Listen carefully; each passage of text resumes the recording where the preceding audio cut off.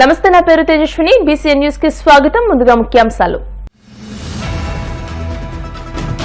Markapuram sub collector కార్యాలయంలో P4 పై జిల్లా స్థాయి సమీక్షా సమావేశం. హాజరైన మంత్రులు ఆనం, డిబివి స్వామి, ఎమ్మెల్యేలు, అధికారులు.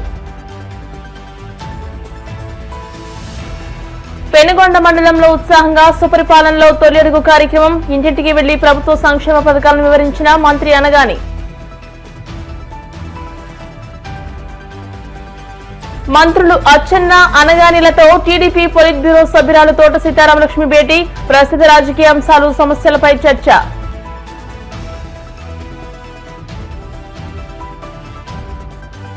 ఎన్నికల సమయంలో ఇచ్చిన హామీలు అమలు చేయకుండా మోసం చేసిన చంద్రబాబుపై 420 కేసు నమోదు చేయాలి. మాజీ మంత్రి రోజా డిమాండ్. ప్రకాశం జిల్లా మార్కాపురంలోని సబ్ కలెక్టర్ కార్యాలయంలో జిల్లా ఇన్ఛార్జ్ మంత్రి ఆనం రామనారాయణ రెడ్డి అధ్యక్షతన P4 పై జిల్లా స్థాయి సమీక్షా సమావేశం జరిగింది. ఈ సమావేశంలో మంత్రి డిబివి స్వామి, ఎమ్మెల్యేలు, కలెక్టర్ తమీం అన్సారియాతో పాటు కీలక శాఖల జిల్లా అధికారులు పాల్గొన్నారు. పేదరిక నిర్మూలనే ధ్యేయంగా రాష్ట్ర ప్రభుత్వం చేపట్టిన P4 లక్ష్యానికి అనుగుణంగా తీసుకోవాల్సిన చర్యలపై అధికారులతో మంత్రులు సమీక్షించారు. జిల్లాలో గుర్తించిన 74,911 మంది బంగారు కుటుంబాల అభ్యున్నతి కోసం మార్గదర్శకుల ఎంపిక, ఇతర చర్యలపై అధికారులు మంత్రులకు వివరించారు.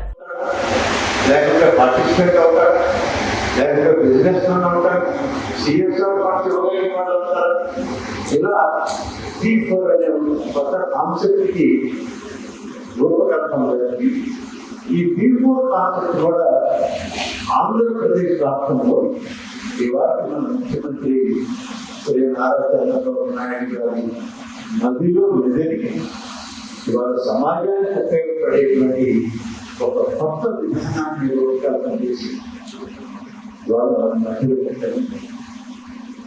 దీన్ని మనం ఏ విధంగా ముందుకు తీసుకుపోవాలి అనే దానికి ఇవాళ ప్రతి ఒక్కరు ఆలోచన చేసుకోవాల్సిన సిఎస్ఆర్ ఫండ్స్ ఉన్నాయి.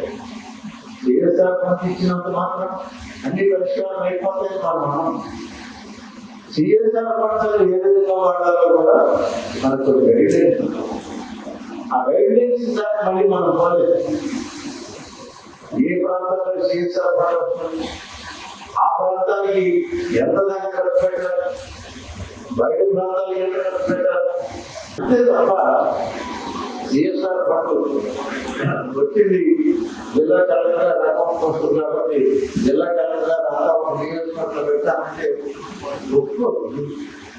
కానీ వాళ్ళు గైడెన్స్ ఉన్నాయి, సిస్టమ్ వాటిని అమలు చేసే జనాలు ఎక్కడైనా ఎగ్జామ్షన్స్ ఉంటే పర్టికులర్ ప్రత్యేకమైన పరిస్థితి లింకింగ్ వాటి పరిస్థితి లేదా ఇంకొక ఎడ్యుకేషనల్ ఇన్స్టిట్యూట్ ఇలాంటి ఏదైనా డెవలప్ చేయాల్సినప్పుడు కొంత ఆ కాన్సెప్ట్లోకి ఇతర కాన్సెప్ట్లోకి దాన్ని కూడా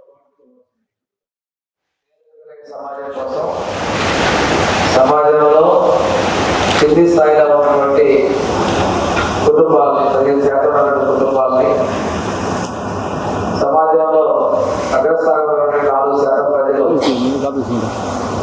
P4 విధానంలో వారిని అదే విధాలా మ్యాట్రిక్ విధానంలో తీసుకొని అదే విధంగా ఎంపవర్మెంట్ సాధించే తర్వాత ఆ కుటుంబాలు చేయాల లక్ష్యంతో ఈ P4 విధానం తీసుకురావడం జరిగింది.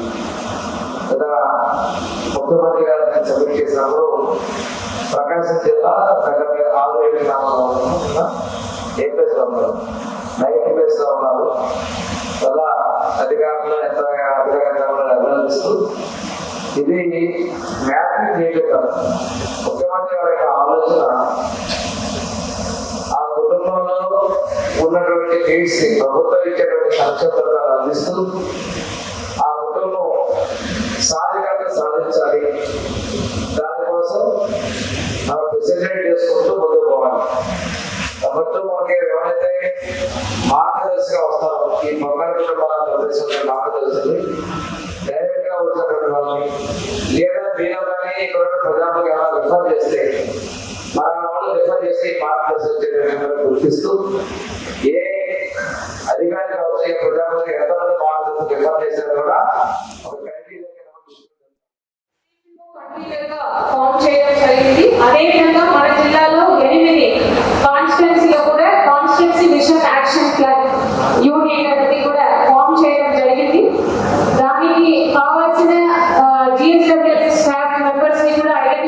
చేసి వాళ్ళకు ట్రైనింగ్ ఇచ్చి 8 కాన్స్టిట్యున్సీలో కూడా యూనిట్ ని స్థాపించడం జరిగింది. దీనికి గౌరవ ముఖ్యమంత్రి గారు ఈ మిషన్ యాక్షన్ ప్లాన్ యూనిట్స్ ని జూన్ 9th రోజున ప్రారంభించడం జరిగింది. ఇప్పుడు దాంట్లో భాగంగా P4 Swarnandhra mission action plan 2047 December నెల ఫర్ డిస్ట్రిక్ట్ అదే విధంగా మండలకు తయారు చేయడం జరిగింది. దాంట్లో భాగంగా ఇప్పుడు 8 కాన్స్టిట్యున్సీ కూడా కాన్స్టిట్యున్సీ మిషన్ యాక్షన్ ప్లాన్ అనేది తయారు చేయడం. పశ్చిమ గోదావరి జిల్లా పెనుగొండ మండలం వడలి గ్రామంలో 198.42 కోట్ల వ్యయంతో ప్రారంభం కానున్న జల్ జీవన్ మిషన్ భూమి పూజ కార్యక్రమంలో ఎమ్మెల్యే పితాని సత్యనారాయణతో కలిసి మంత్రి అనగాని సత్యప్రసాద్ పాల్గొన్నారు. జల్ జీవన్ మిషన్ ద్వారా వడలి గ్రామం నుంచి చుట్టుపక్కల 14 గ్రామాలకు గోదావరి స్వచ్ఛ జలాలు సరఫరా చేయనున్నారు. సుపరిపాలనలో తొలిరుగు కార్యక్రమంలో భాగంగా మంత్రి అనగాని గ్రామాలను సందర్శించి ప్రజల సమస్యలు స్వయంగా అడిగి తెలుసుకున్నారు. ఆచంట నియోజకవర్గంలోని ప్రధాన గ్రామాల్లో తాగునీరు, రహదారి, డ్రైనేజ్, ఆరోగ్యం వంటి ప్రధాన సమస్యలపై ప్రజల నుంచి నేరుగా వినతులు స్వీకరించారు. సంబంధిత అధికారులను వెంటనే చర్యలు తీసుకోవాలని మంత్రి ఆదేశించారు. ఈ ప్రభుత్వం ఏర్పడిన తర్వాత ప్రతి గ్రామీణ గృహానికి కూడా క్వాలిటీ నీళ్ళు ఇవ్వాలి, మంచి నీళ్ళు ఇవ్వాలి. గ్రామీణ గృహాల్లో నివసించే ప్రతి ఒక్క మనిషికి కూడా రోజుకి 55 లీటర్లు నీళ్లు అవసరం ఉంటాయి. అవి క్వాలిటీ నీళ్లు ఇప్పియాలని చెప్పే లక్ష్యం ఈ రోజుది కాదు, చాలా సంవత్సరాల నుంచి కూడా ఉంది. కానీ గత ప్రభుత్వం దీని గురించి పట్టించుకోలేదు. కేవలం అన్ని కార్యక్రమాలు కూడా దోచుకోవడానికి ఎలాగైతే వాళ్ళు చూశారో గత ప్రభుత్వం దోచుకుంది. మీ అందరూ తెలుసుకోవాలి అన్ని కూడా. కానీ ఈ కుటుంబ ప్రభుత్వం వచ్చిన తర్వాత ఒక విజనరీ లీడర్ ఉంటే ఎలా ఉంటుందో చంద్రబాబు నాయుడు గారు 10 లక్షల కోట్ల పెట్టుబడితో 10 లక్షల ఉద్యోగాలు వచ్చే దిశగా ఈ సంవత్సరం పరిపాలన చేశారు. దాంతో పాటు భావితరాలకి ఒక పునాది చేసి పెట్టారు. ఒక మానవతా స్పర్శ ఉన్నటువంటి వ్యక్తి ఉప ముఖ్యమంత్రి అయితే ఎలా ఉంటుందో.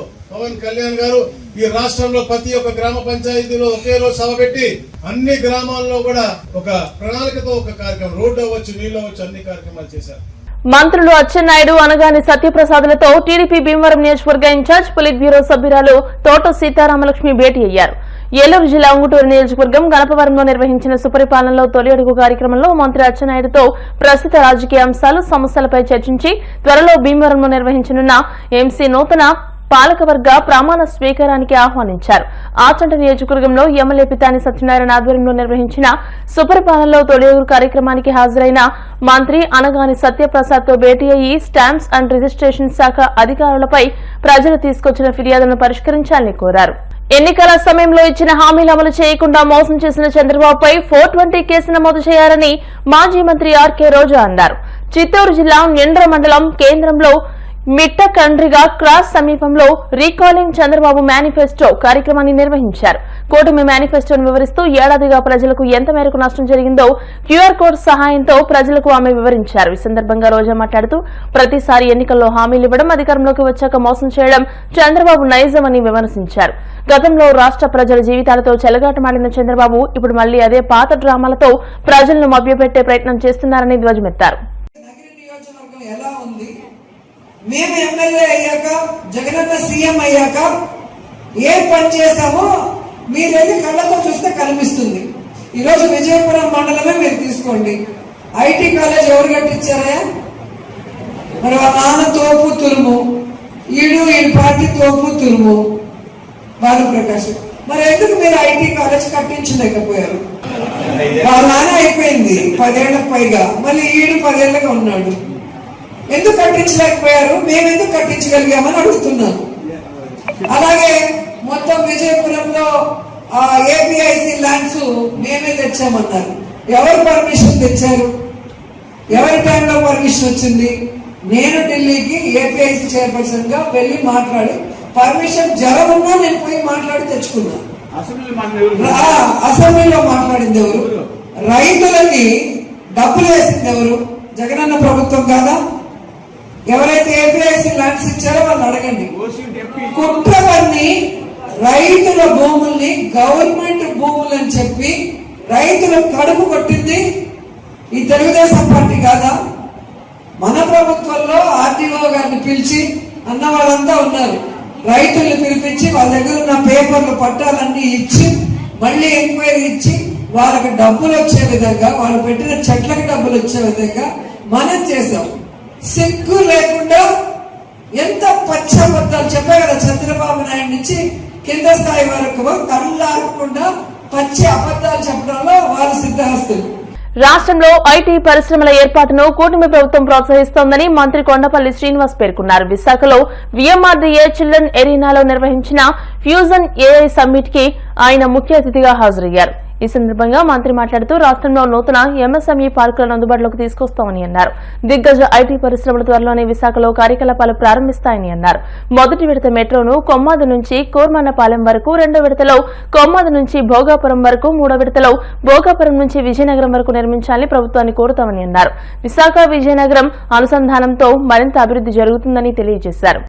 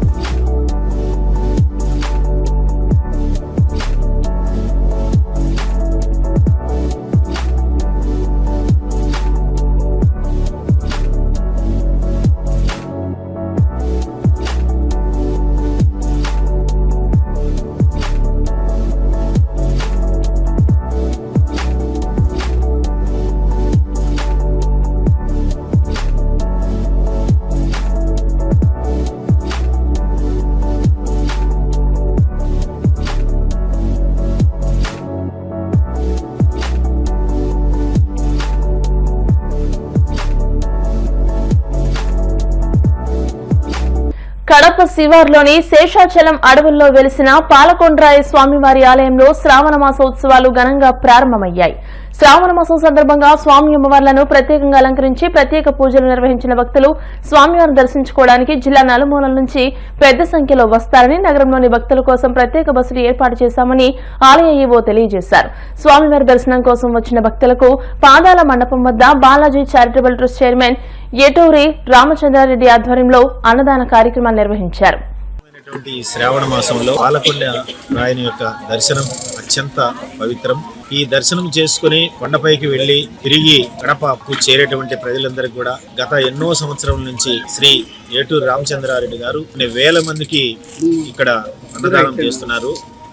అన్ని దానం లేకన్నా అన్నదానం అనేది చాలా గొప్పది. మనం ఏమిచ్చినా కూడా ఇంకా సరిపోదు అని చెప్పలేము. అన్నం మాత్రం కడుపు నిండిందంటే ఇంకా చాలు అని చెప్తాము. అటువంటి అన్నదానాన్ని నిర్వహిస్తున్నటువంటి రామచంద్రారెడ్డి గారు చాలా గొప్ప వ్యక్తి.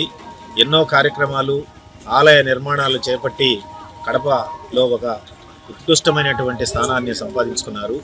ఆయన ఇలాగే భవిష్యత్తులో మరిన్ని సేవా కార్యక్రమాల్లో పాల్గొని ప్రజలకు సేవ చేస్తూ ఆ దేవదేవుని యొక్క కృపకు పాత్రలు కావాలని మనసారా కోరుకుంటున్నాను. శనివారం తొలివారం శ్రీ శ్రీ పాలకొండ దేవస్థాన సన్నిధిలో భక్తులకు ఎలాంటి ఇబ్బందులు జరగకుండా ఇక్కడ అన్నదాన కార్యక్రమము, కళ్యాణకట్ట, వసతి గృహములు మరియు వస్తున్నటువంటి భక్తులకు లైటింగ్ కానీ అన్ని కూడా కింద కూడా రోడ్డు కూడా అన్ని భక్తులకు ఇబ్బంది లేకుండా చేయడం జరిగింది. ఇవన్నిటికీ ముఖ్య మూలం ఇన్ని ఏళ్ళ చరిత్రలో ఇక్కడ ఉచిత బస్సులు కానీ కరెంటు కానీ ఇలాంటివి ఎప్పుడు జరగలేదు. ఈసారి మన నియోజకవర్గంలో కడపై మన ఎమ్మెల్యే మాధవరెడ్డి గారు, రెడ్డిపాటి శ్రీనివాసరెడ్డి గారు ఇద్దరు మొట్టమొదటిసారి కొండకు నా ప్రమాణ స్వీకారానికి వచ్చినప్పుడు మీ హయాంలో ఇక్కడ అభివృద్ధి జరగాలని వాళ్ళు ఇచ్చినటువంటి ఆదేశాల మేరకు వాళ్ళ సహకారంతో ఇక్కడ కొన్ని కార్యక్రమాలు, రోడ్డు అయితేనేమి, కరెంటు కానీ, ఇక్కడ కొన్ని ఫారెస్ట్ వాళ్ళతో మాట్లాడి అన్ని చేయించి ఇక్కడ ఉన్న భక్తులకు కూడా ఏమి ఇబ్బంది లేకుండా చేయగలిగినాం.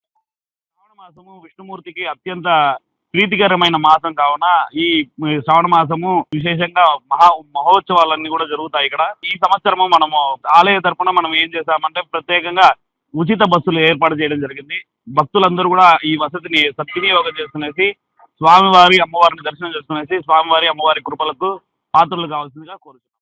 ఇప్పుడు కాసేపు ప్రకటనలు.